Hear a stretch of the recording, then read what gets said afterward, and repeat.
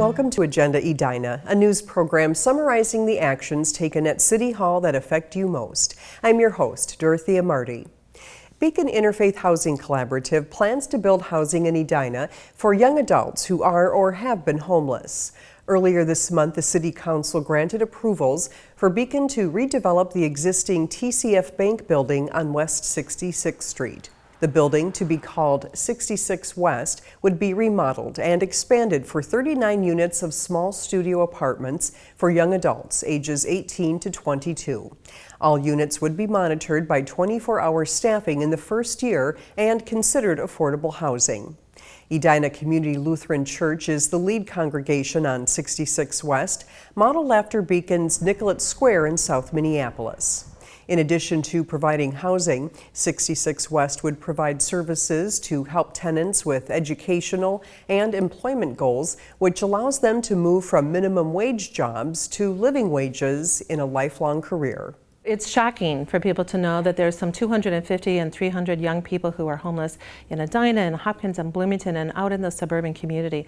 It was really humbling to hear city council members themselves talk about young people they knew who'd been homeless in Edina. And so it really is taking what's been an invisible issue and making it visible. And it really reflects how much Edina cares about kids and young people. And so we felt Edina would be welcoming. This year, $100 million is available for affordable housing projects funded in the state legislature's bonding bill. Beacon applied for some of that funding in June. The application is tied to the TCF Bank site and its proximity to jobs and transit. Beacon's application could still lose out to other affordable housing projects in Minnesota applying this year. Beacon would apply next year if that occurs, and it could also turn to Hennepin County and the Met Council for funding help. Work will not begin on the project until Beacon has secured funding and closed on the property. For nearly 3 decades, John Wallen supervised the City of Edina's finance department. Now that Wallen has moved on to retirement, a familiar face at City Hall has taken the reins as finance director. Edina 16's Matt Koskinen brings you the story of the man now guiding Edina's fiscal future.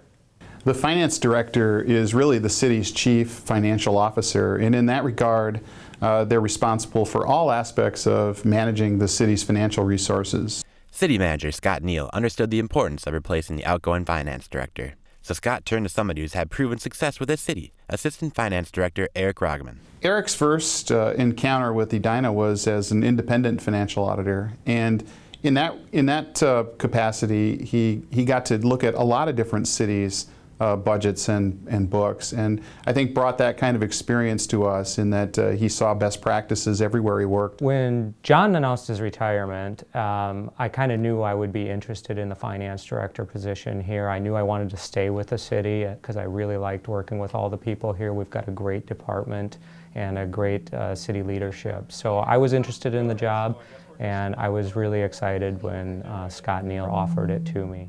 Roggeman says he will do his best, working as hard as he can to follow in the footsteps of John Wallen. John Wallen was always one of the last people to leave City Hall. He had an extremely strong work ethic. Eric's goal is to make the transition smooth and maintain and build off the department's success.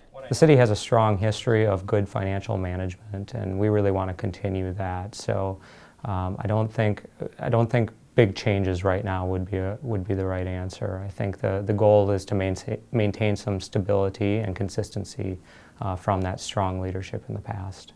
He's a super good guy. At City Hall, Matt Koskinen, Edina 16.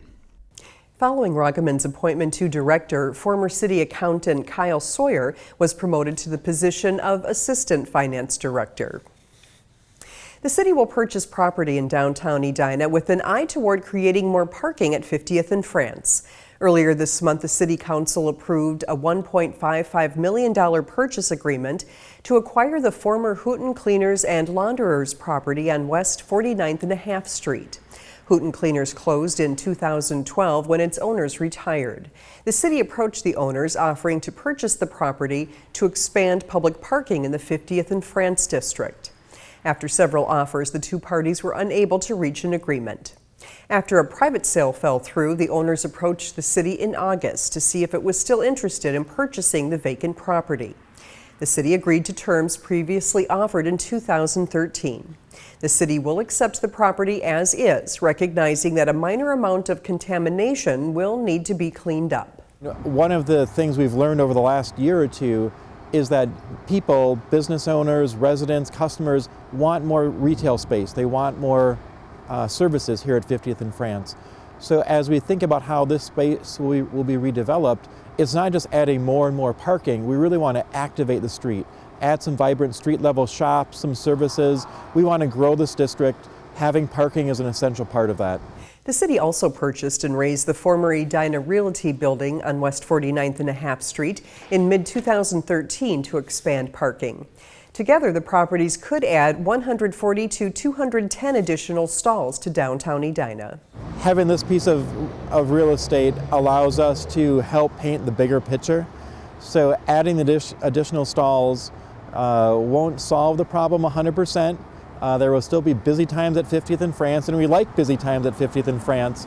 But by having more spaces available, we really hope to smooth out some of those most congested time periods. It'll make it better for shoppers, better for neighbors, and better for employees. Existing funds in the Centennial Lakes Tax Increment Financing District will be used for site acquisition and redevelopment. No debt or tax levy increase is anticipated to purchase the property. The city is expected to close on the property in the coming weeks. Thanks for watching this episode of Agenda Edina. I'm your host, Dorothea Marty.